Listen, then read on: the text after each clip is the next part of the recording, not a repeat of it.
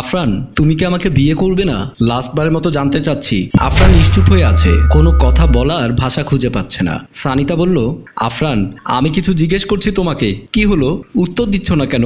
কথা বলবে না আর? আফরান কিছু বলতে নিয়েও বলল না। সানিতা বলল, আমাকে বিয়ে করতে পারবে না, এটাই তো, আরেকবার বলো।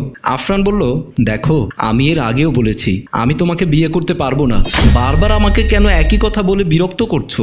সানিতা বলল, ও আচ্ছা, তাহলে তোমার ডিসিশন এটাই? আচ্ছা, আর কিছু বলার নেই, শুধু আজকে কিছু কথা বলে যায়, যে কথাগুলো তোমাকে সারা জীবন কাঁদাবে, আফসোস করবে প্রতিনিয়ত। আচ্ছা, যদি বিয়ে নাই করবে, তাহলে কেন ভালোবাসার মিথ্যে অভিনয় করলে? কেন আমার মনটাকে নিয়ে এভাবে খেললে?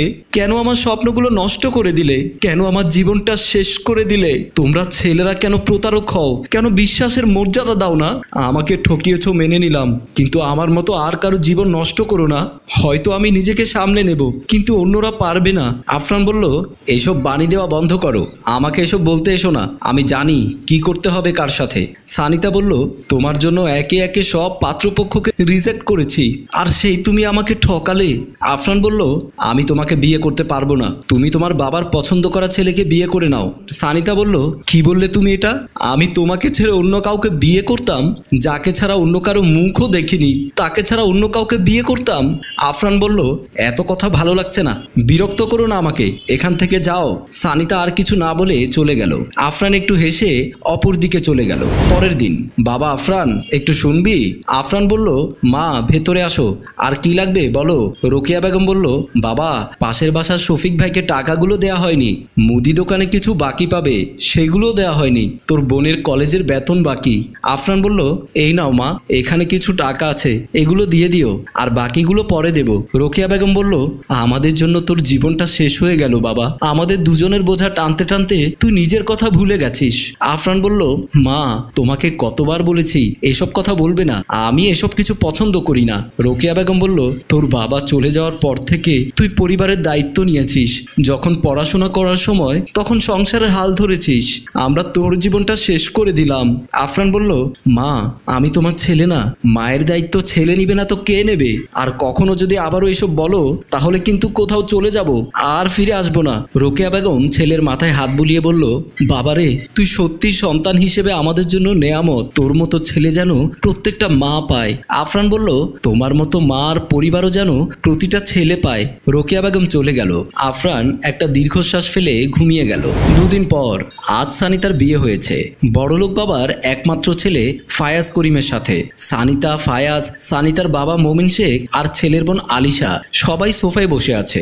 আলিশা বলল, আঙ্কেল, তাহলে আমরা আসি, অনেক সময় পেরিয়ে গেল, এবার বিদায় দিন আমাদেরকে। মোমিন শেখ বলল, আজকের রাতটা এখানে থেকে যাও, কালকে যেও তোমরা।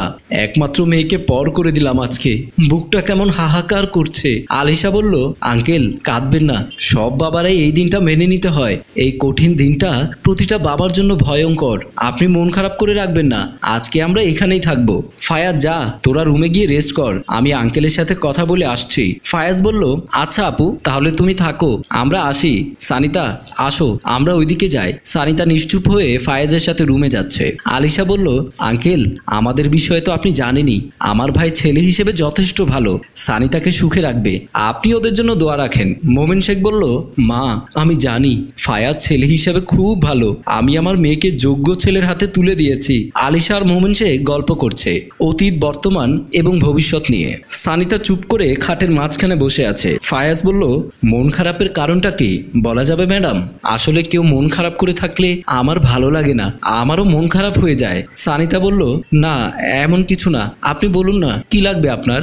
এক কাপ চা এনে দেবো? ফায়াজ বলল, চা না দিয়ে যদি কেউ একটু মিষ্টি হাসি উপহার দিত, তাহলে নিজেকে ধন্য মনে করতাম। সানিতা ফায়াজের মুখে এরকম বাচ্চামো আর কাব্যময় কথায় নিস্তব্ধ হয়ে আছে। সানিতা ভাবছে, এই মুহূর্তে আমার কি করা উচিত?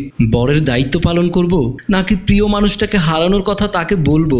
আর বললেও বা কি হবে?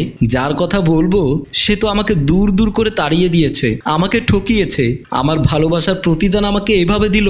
আজকালকার যুগে ভালোবাসার কোনো মূল্য নেই, যে যত বেশি অভিনয়ে ভালোবাসবে সে তত বেশি সুখী, আর যে নিঃস্বার্থভাবে ভালোবাসবে সে ভেতরে ভেতরে শেষ হয়ে যাবে। ফায়াজ বলল, এই যে, হ্যালো ম্যাম, কি ভাবছেন এত? একটু হাসবেন প্লিজ, আপনার হাসির মাঝে নিজেকে হারাতে চায়। সানিতা এবার একটু মৃদু হাসলো। ফায়াজ বলল, এই তো, এবার ঠিক আছে, সবসময় হাসি খুশি থাকবেন, কখনো মন খারাপ করে থাকবেন না।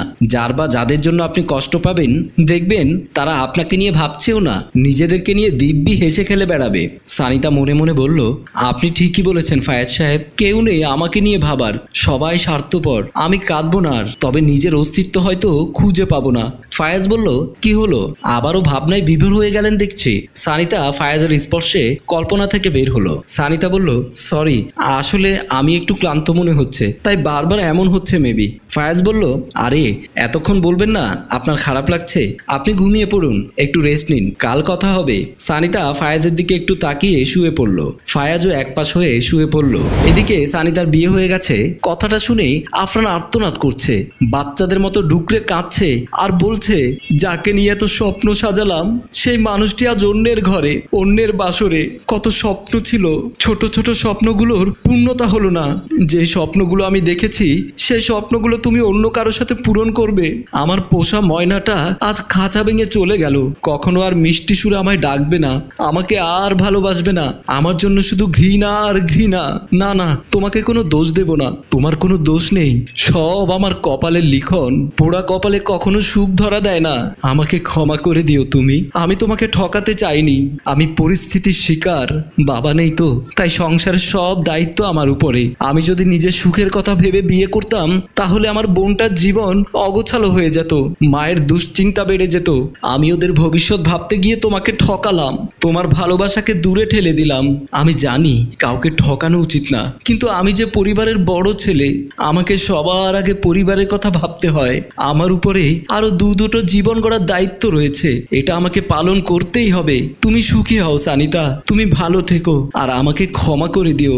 আমি তোমার সামনে যেয়ে ক্ষমা চাইতে পারবো না, তুমি আমাকে প্রতারক ভেবে যাও, এটাই আমি চাই। না হলে তুমিও কষ্টে কষ্টে শেষ হয়ে যাবে, আরেকজনের সাথে ঘর করতে পারবে না আমাকে ভেবে। আফরান নিজের চুলগুলো টেনে বলল, আমার সারা জীবন থেকে যাবে। আজকের রাতটা আমার জন্য সত্যি কষ্টদায়ক। নিজের প্রিয়জনকে আরেকজনের হাতে তুলে দিলাম, সে আজ অন্য কারো ভালোবাসায় নিজেকে হারিয়ে ফেলবে। আমি কি করে মানবো এই মুহূর্তটা? আমার বুকটা ফেটে যাচ্ছে, আমার দম বন্ধ হয়ে আসছে। আল্লাহ, আমাকে একটু শান্তি দাও। সানিতা, তোমাকে হারানোর কষ্টটা আমাকে সারা জীবন কাঁদাবে, এই আফসোস আমার কখনো ঘুচবে না। এরকম শত শত ছেলে আছে নিজের পরিবারের কথা ভাবতে গিয়ে নিজের ভালোবাসাকে বিসর্জন দেয়, পরিবারের দায়িত্ব পালন করতে গিয়ে প্রিয়জনকে ঠকায় এবং নিজেও কষ্টে দিন পার করে। পরিবারের বড় সন্তানদের ত্যাগ অতুলনীয়, এদের ত্যাগের প্রতিদান কেউ দিতে পারবে না। রচনায় এস.এ. তানিশা রহমান, পরিচালনায় রেজাউল কবির চৌধুরী, প্রযোজনায় মঞ্জুর মোরশেদ।